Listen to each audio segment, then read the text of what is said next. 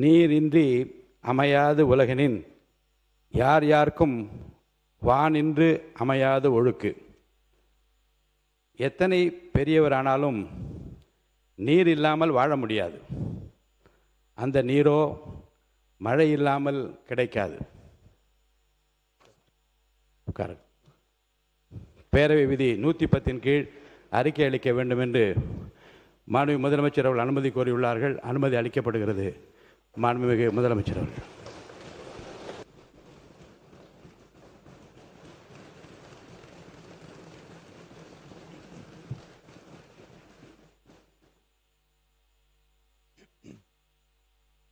மாண்புமிகு பேரவைத் தலைவர் அவர்களே, உலகில் தான் உற்பத்தி செய்யும் பாலை தனது சந்ததிகளுக்கு மட்டுமின்றி மனிதர்கள் உள்ளிட்ட பிற ஜீவராசிகளுக்கும் வழங்கி உயிரை காக்கும் பசுவை தெய்வமாக போற்றி வளர்த்து வருவது நமது பாரம்பரியத்தின் சிறப்பு.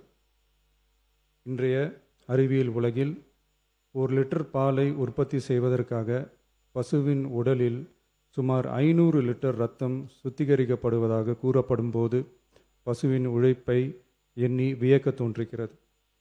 தமிழ்நாட்டில் 8800 பால் கூட்டுறவு சங்கங்களில் உள்ள 3,16,000 பால் உற்பத்தியாளர்களிடமிருந்து தினசரி 34 லட்சம் லிட்டர் பால் கொள்முதல் செய்யப்பட்டு ஆவின் நிறுவனத்தின் மூலம் நாளொன்றுக்கு 31 லட்சம் லிட்டர் பால் நுகர்வோருக்கு விற்பனை செய்யப்பட்டு வருகிறது.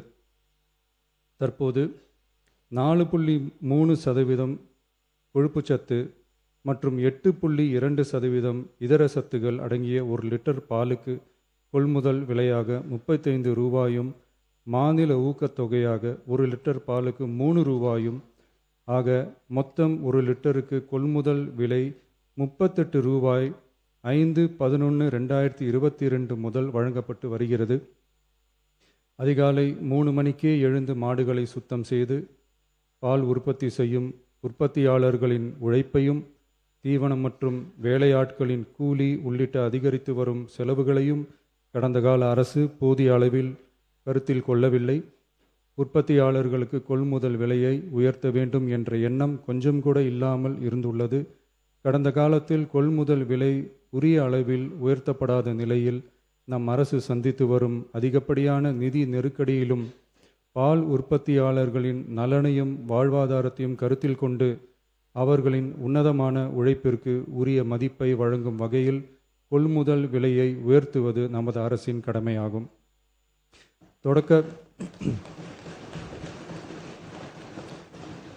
தொடக்க பால் உற்பத்தியாளர்கள் கூட்டுறவு சங்கங்களில் பால் வழங்கும் 3,16,000க்கு மேலான பால் உற்பத்தியாளர்கள் பயனடையும் வகையில் பால் கொள்முதல் விலையை லிட்டர் ஒன்றுக்கு கூட்டுறவு சங்கம் மூலமாக 1 ரூபாய் உயர்த்தவும், மேலும் அரசு ஊக்கத்தொகை 3 ரூபாயிலிருந்து 5 ரூபாயாக உயர்த்தவும் ஆக மொத்தம்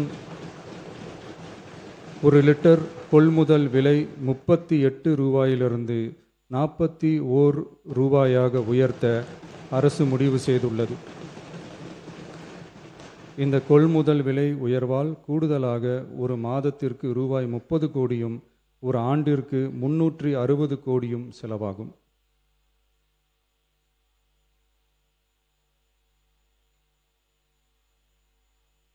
மாண்புமிகு பேரவைத் தலைவர் அவர்களே, ஒரு உயிரின் மதிப்பை அவரது வருமானம் தீர்மானிக்கக்கூடாது. வசதி படைத்தவர், வசதி குறைவானவர் என்ற நிலை மருத்துவத்துறையில் இருக்கக்கூடாது. அனைவருக்கும் சமமான மருத்துவ சேவை எளிதாக கிடைக்க வேண்டும் என்பதில் நமது அரசு உறுதியாக உள்ளது. மருத்துவம் என்பது சலுகை அல்ல, ஒவ்வொரு மனிதனின் அடிப்படை உரிமை. ஒரு மனிதனின் உயிரை காப்பாற்றுவதில் தாமதமாகும் ஒவ்வொரு நொடியும் மிக கொடியது.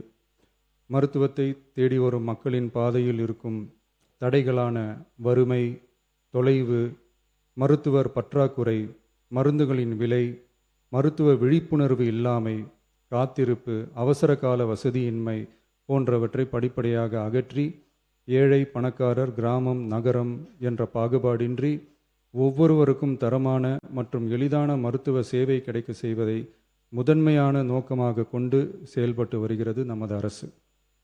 மாண்புமிகு பேரவைத் தலைவர் அவர்களே, மருத்துவம் மற்றும் மக்கள் நல்வாழ்வு துறையில் சில அறிவிப்புகளை சட்டப்பேரவை விதி 110 கீழ் இன்று வெளியிட விரும்புகிறேன். வடசென்னை மக்களுக்கு உயர்தர மருத்துவ சேவை எளிதில் கிடைக்கும் வகையில் பெரம்பூரில் ரூபாய் 300 கோடி மதிப்பீட்டில் 400 படுக்கைகள் கொண்ட உலகத் தரத்திலான பன்னோக்கு உயர் சிறப்பு மருத்துவமனை அமைக்கப்படும். முதலமைச்சரின் விரிவான மருத்துவ காப்பீட்டுத் திட்டத்தின் இலவச மருத்துவ சிகிச்சைக்கான மருத்துவ காப்பீட்டுத் தொகை ஆண்டொன்றுக்கு தற்போதுள்ள 5 லட்சத்திலிருந்து ரூபாய் 25 லட்சமாக உயர்த்தப்படும்.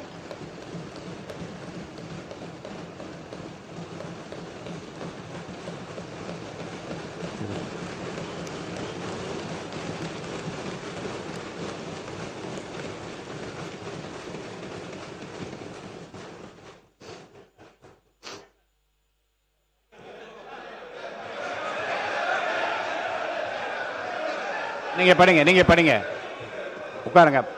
மாநில உறுப்பினர் ஆசிரியர் உட்காருங்க. பேரவை முன்னவர் உட்காருங்க. அப்புறம் எடுக்கலாம். உட்காருங்க.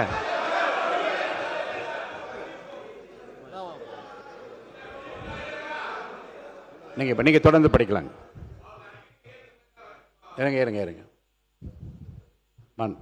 மாண்பு முதலமைச்சர்.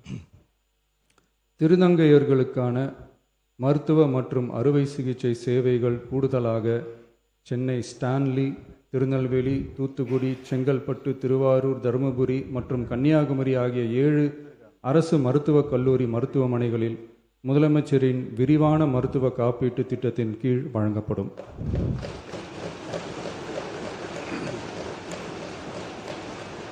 தமிழ்நாட்டில் 2014 ஆண்டிற்கு பிறகு புதிய அரசு செவிலியர் கல்லூரிகள் தொடங்கப்படாத நிலையில் தரமான மருத்துவ சேவைக்கு தேவையான செவிலியர், மருந்தியல் மற்றும் துணை மருத்துவ பணியாளர்களை உருவாக்கும் வகையில் அரசு மருத்துவக் கல்லூரிகளில் ரூபாய் 351 கோடி மதிப்பீட்டில் கூடுதல் மாணவர் சேர்க்கை இடங்கள் உருவாக்கப்படும்.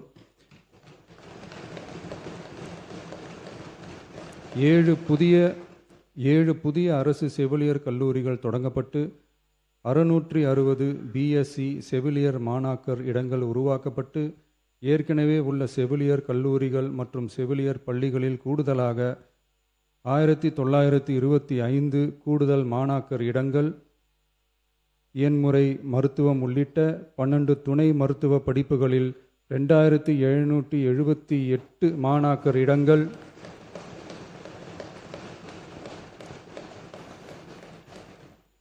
மருந்தியல் படிப்புகளில் 735 கூடுதல் இடங்கள் என மொத்தம் சுமார் 6998 கூடுதல் மாணாக்கர் இடங்கள் உருவாக்கப்படும்.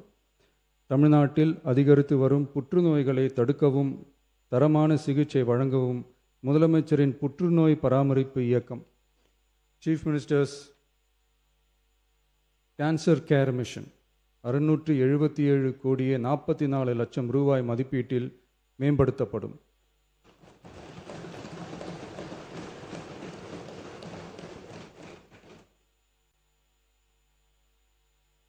சென்னை ராஜீவ்காந்தி அரசு பொது மருத்துவமனையில் 471 கோடியே 80 லட்சம் ரூபாய் மதிப்பீட்டில் G+14 தளங்களுடன் ஒருங்கிணைந்த புற்றுநோய் சிகிச்சை பிரிவு அமைக்கப்படும். மேலும் 5 மண்டல புற்றுநோய் மையங்கள் regional cancer care centres Thanjavur, Coimbatore, Madurai, Tirunelveli மற்றும் விழுப்புரம் ஆகிய மருத்துவக் கல்லூரி மருத்துவமனைகளில் நிறுவப்படும். முதற்கட்டமாக மதுரை ராஜாஜி மருத்துவமனையில் ரூபாய் 84 கோடியில் G+8 தளங்களுடன் மண்டல புற்றுநோய் மையம் தொடங்கப்படும். ரோபாட்டிக் அறுவை சிகிச்சை லீனியர் ஆக்சிலரேட்டர் லீனாக், கதிர்வீச்சு, நவீன கருவிகள், இலக்கு மற்றும் நோய் எதிர்ப்பு சிகிச்சைகளுக்காக அரசு மருத்துவக் கல்லூரி மருத்துவமனைகளுக்கு 106 கோடியே 17 லட்சம் ரூபாய் வழங்கப்படும். மருத்துவர்களுக்கு பயிற்சியும் நோயாளிகளுக்கு ஊட்டச்சத்து ஆதரவும் 2 கோடியே 77 லட்சம் ரூபாய் அளிக்கப்படும். மேலும் தருமபுரி, விழுப்புரம், திருவண்ணாமலை, பெரம்பலூர் மற்றும் அரியலூர் ஆகிய மாவட்டங்களில் 1.22 லட்சம் பெண்களுக்கு 8,70,00,000 ரூபாய் மதிப்பீட்டில் HPV DNA பரிசோதனை மேற்கொள்ளப்படும். மொத்தம் 673,44,00,000 ரூபாய் மதிப்பீட்டில் புற்றுநோய் தாக்கத்திலிருந்து மக்களை காக்கும் வகையில் பல்வேறு பணிகள் மேற்கொள்ளப்படும்.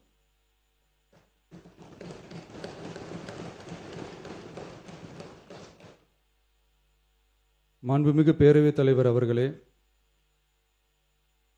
கடந்த 12/8/2026 அன்று காட்டுமன்னார்கோவில் சட்டமன்ற தொகுதி உறுப்பினர் திரு ஜோதிமணி அவர்கள் பேசும்போது, பல எம்எல்ஏக்களிடம் சொந்தமாக வாகனம் இல்லை என்றும் தொகுதி பணிகளை ஆய்வு செய்யவும் பார்வையிடவும் கடினமாக உள்ளதாகவும், லஞ்சமில்லாத நேர்மையான ஆட்சி அமைய உறுப்பினர்களின் அடிப்படை தேவைகளை அரசு பூர்த்தி செய்ய வேண்டும் என்றும் கோரிக்கை வைத்தார். எந்த ஒரு பொருளாதார பலம் இல்லாமல் சட்டமன்ற உறுப்பினர்களாக பணியாற்றி கொண்டிருப்பவர்கள் தங்களின் தொகுதி பணிகளை செய்ய சொந்த வாகனங்களோ அல்லது உதவியாளர்களையோ வைத்துக்கொள்ள முடிவதில்லை என்றும் தெரிவித்தார். மேலும் இது தொடர்பாக கோரிக்கைகளும் வரப்பெற்றது. மக்களாட்சியின் மிக முக்கிய தூண்களில் ஒன்றாக விளங்குபவர்கள் மாண்புமிகு சட்டமன்ற உறுப்பினர்கள். தமிழ்நாடு சட்டமன்ற வரலாற்றில் எளிய பின்னணியில் இருந்து பணபலமோ அரசியல் பின்னணியோ இன்றி மக்களின் பேராதரவோடு முதன்முறையாக சட்டமன்றத்திற்கு தேர்வு செய்யப்பட்டுள்ள முதல் தலைமுறை சட்டமன்ற உறுப்பினர்களின் எண்ணிக்கை குறிப்பிடத்தக்க அளவில் உயர்ந்துள்ளது. 29/3/2026 அன்று நடைபெற்ற தமிழக வெற்றிக் கழக வேட்பாளர் அறிமுக கூட்டத்தில் நேர்மையாகவும் வெளிப்படைத்தன்மையுடனும் மக்கள் பணி செய்து ஊழலற்ற லஞ்ச லாவண்யமற்ற நிர்வாகத்தை மேற்கொள்வது என அனைத்து வேட்பாளர்களும் எடுத்துக்கொண்ட உறுதிமொழிக்கு ஏற்ப அதே பாதையில் தேர்ந்தெடுக்கப்பட்ட சட்டமன்ற உறுப்பினர்களும் செயல்பட்டு வருகின்றனர். மக்களுக்கான நிர்வாகம் நேர்மையின் பாதையில் என்ற அடிப்படையில் லஞ்ச லாவண்யமற்ற நேர்மையான மற்றும் வெளிப்படையான நிர்வாகத்தை அடித்தட்டு மக்கள் வரை கொண்டு சேர்க்கும் நோக்கில் தமிழக வெற்றி கழக அரசு செயல்பட்டு வருகிறது. தங்களது தொகுதி மக்களின் குறைகளை கேட்டறியவும் அரசு திட்டங்கள் மக்களை சென்றடைவதை கண்காணிக்கவும் தங்களின் தொகுதி முழுவதும் தொடர் பயணங்களை சட்டமன்ற உறுப்பினர்கள் மேற்கொள்ள வேண்டியுள்ளது. பொருளாதார பலம் இல்லாமல் சட்டமன்ற உறுப்பினர்களாக பணியாற்றும் மற்றும் முதலாக சட்டமன்ற உறுப்பினர்களாக தேர்வு செய்யப்பட்ட உறுப்பினர்கள் தங்களது மக்கள் பணியை தோய்வின்றி தொடர்வதற்கும் அவர்கள் தங்களின் தொகுதி பணிகளை திறம்பட மேற்கொள்வதற்கு வசதியாக அனைத்து சட்டமன்ற உறுப்பினர்களுக்கும் அரசு சார்பில் வாகனம் வழங்கப்படும் என்பதை மகிழ்ச்சியோடு தெரிவித்துக் கொள்கிறேன்.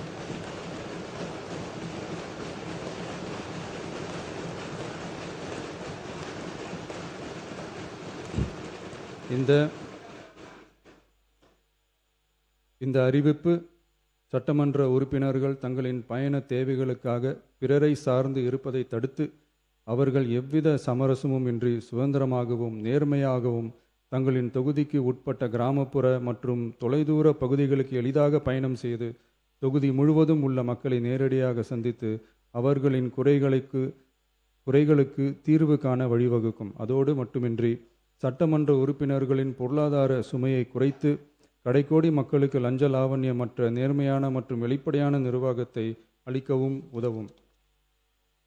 மேலும் சட்டமன்ற உறுப்பினர்கள் தங்களது தொகுதி சார்ந்த பல்வேறு பணிகளை மேற்கொள்ள ஏதுவாக சட்டமன்ற உறுப்பினர்கள் ஒரு உதவியாளரை நியமித்துக் கொள்வது அவசியம் என கருதப்படுகிறது.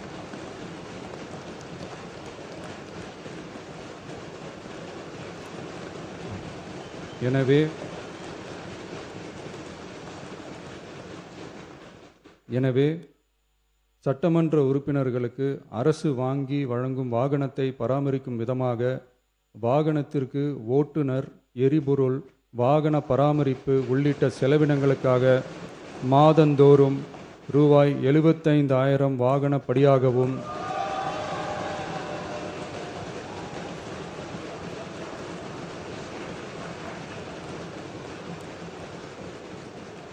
அலுவலக பணிகளில் உதவி செய்ய ஓர் உதவியாளரை நியமித்துக் கொள்ள மாதந்தோறும் ரூபாய் 25,000 உதவியாளர் படியாகவும்